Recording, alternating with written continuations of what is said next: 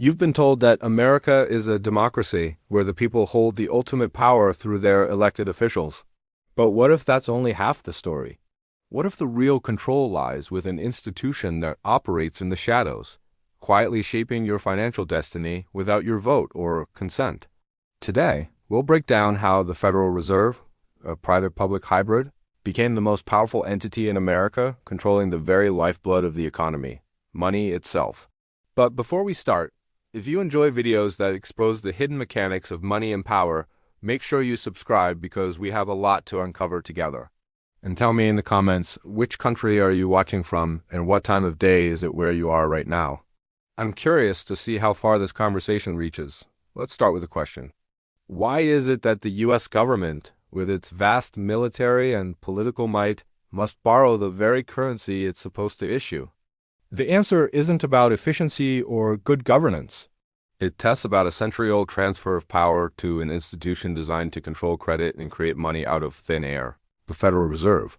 To understand how this happened, we need to rewind to the early 1900s, a time of rampant financial instability.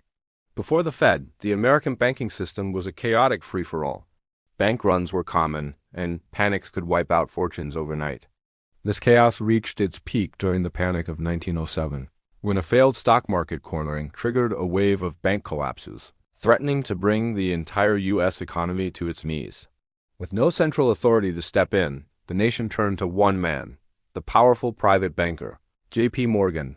He personally organized a bailout, strong-arming fellow bankers to pool their funds and save the system.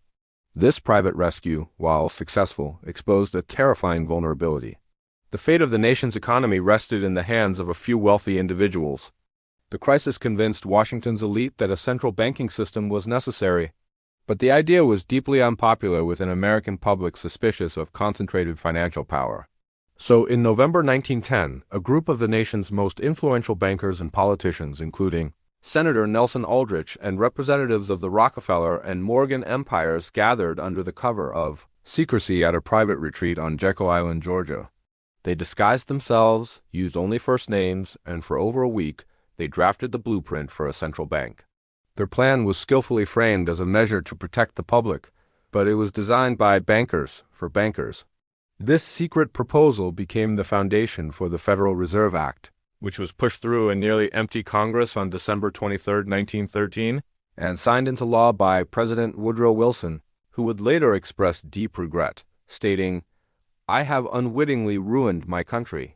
The structure of the Federal Reserve is a masterpiece of deceptive design. On the surface, it appears to be a government agency.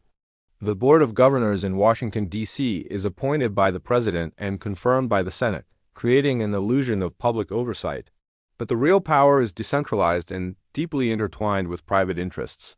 The system is composed of 12 regional Federal Reserve banks, which are not government entities but private corporations owned by the member banks in their districts. These private banks elect most of the directors of their regional Fed, giving them direct influence over the institution that is supposed to regulate them. This hybrid structure grants the Fed an extraordinary degree of independence. It operates without congressional funding, earning its own money primarily from interest on government bonds it buys. This means it is shielded from the political pressures that influence every other branch of government, allowing it to make monumental decisions about the economy with little to no accountability to the American people. The Fed's initial decades were rocky, culminating in its most significant failure and greatest power grab, the Great Depression. Many economists, including Milton Friedman, argue the Fed's policy mistakes were a primary cause of the economic collapse. By contracting the money supply when it should have been expanding it, the Fed allowed a wave of bank failures to spiral into a full-blown catastrophe. Thousands of banks closed, unemployment skyrocketed to 25%, and the world plunged into economic darkness. But from the ashes of this disaster, the Fed emerged more powerful than ever. The crisis proved that the government was utterly dependent on a central bank to manage the economy.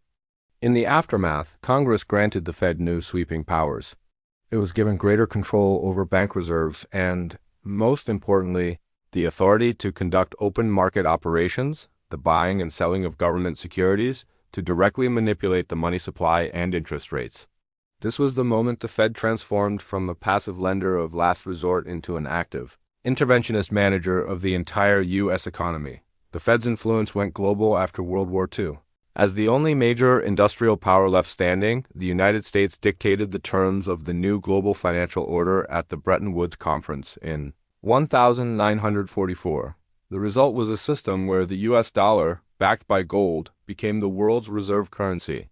All other currencies were pegged to the dollar, and the Federal Reserve effectively became the central bank to the world. For nearly 3 decades, this system provided a degree of stability. But by the late 1960s, the costs of the Vietnam War and domestic spending programs forced the U.S. to print more dollars than it could back with gold. This led to a crisis of confidence, and in 1971, President Nixon made a world-changing decision. He severed the dollar's link to gold. The Bretton Woods system collapsed, and the world entered the era of pure fiat money currency backed by nothing but government decree and public trust. This move made the Federal Reserve's power absolute. No longer constrained by a physical asset, the Fed could now create money in unlimited quantities, giving it a level of control over the global economy that was previously unimaginable. Today, the Federal Reserve functions as an invisible government. Its decisions, made in closed-door meetings, have more impact on your daily life than most laws passed by Congress.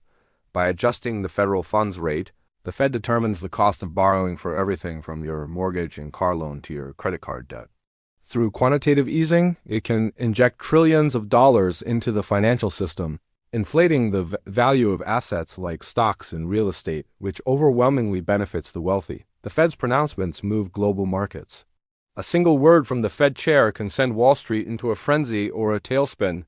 This immense power was on full display during the 2008 financial crisis. When the global banking system was on the brink of collapse, it wasn't Congress that saved it. It was the Fed, which conjured trillions of dollars to bail out banks and corporations deemed too big to fail. This role was reprised and expanded during the 2020 pandemic, where the Fed unleashed an unprecedented monetary stimulus, intervening in markets and propping up the economy on a scale that dwarfed all previous actions. Unsurprisingly, this concentration of unelected power has drawn intense criticism and fueled countless conspiracy theories. Critics argue that the Fed is a cartel that serves the interests of its member banks and Wall Street elites, not the average citizen. Its policies, they claim, create a cycle of boom and bust, enrich the 1%. And devalue the savings of ordinary people through inflation. Debates rage over its independence. Supporters claim this autonomy is essential for making tough, long-term decisions free from short-sighted political interference. Opponents counter that such independence is fundamentally undemocratic and that an institution with so much power must be held accountable to the public. This has led to calls for greater transparency and reform, with proposals ranging from auditing the Fed's books to fundamentally restructuring or even abolishing the institution altogether. But the Fed, protected by its powerful allies in banking and government, has resisted nearly all attempts at meaningful change. In the end, the story of the Federal Reserve is the story of power itself. In our world, money is power, and the institution that controls the creation of money holds the ultimate power. From its secret origins on Jekyll Island to its modern role as the global economy's puppet master, the Fed has quietly become America's real, unelected government. The question we must ask ourselves is whether this institution is truly a guardian of economic stability or a master of our collective financial destiny. In a world built on ambition and greed, how the Federal Reserve became America's real power uncovers a hidden chapter in financial history, a story of power, manipulation, and lessons the world refused to learn. From the corridors of Wall Street to the boardrooms where nations are shaped, this narrative explores the rise, the fall, and the silent consequences that changed how money moves. Every moment builds towards revelation, how decisions made in pursuit of profit reshaped economies, altered lives, and defined the meaning of value itself. As the truth unfolds, one question remains: did we master money, or did money master us?